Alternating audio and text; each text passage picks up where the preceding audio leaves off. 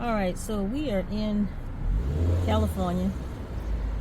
We are driving for dollars in this one particular park. Not because I want to invest in this park. Only because that I can find a mobile home in this property and I could possibly wholesale it to somebody else. As you can see, the mailboxes are centrally located.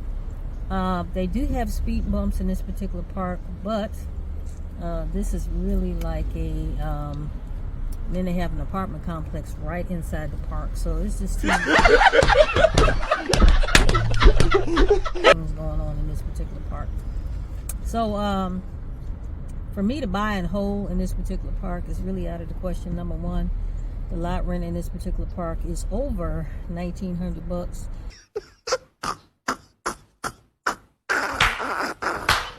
And then they have RVs on top of mobile homes in this one particular park.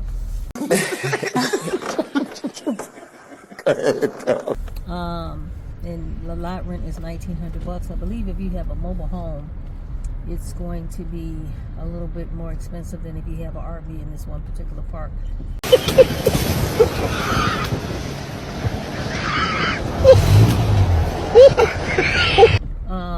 So I would be not interested in buying and holding in this park. I would definitely be interested in wholesaling a mobile home out of this park. This park is when we try to start a park, this park is more of a one-star park. Only because I don't see any amenities for any children, even though they do have speed bumps in this particular park.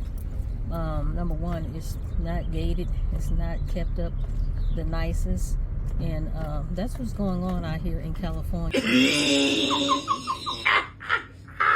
The lot rent is crazy.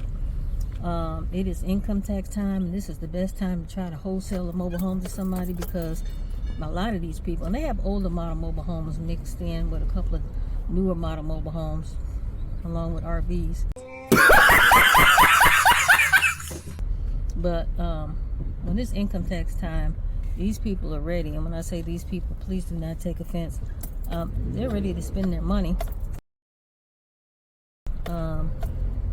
And they are looking for some place for their family to live. As you can see, we got an RV, older model mobile home.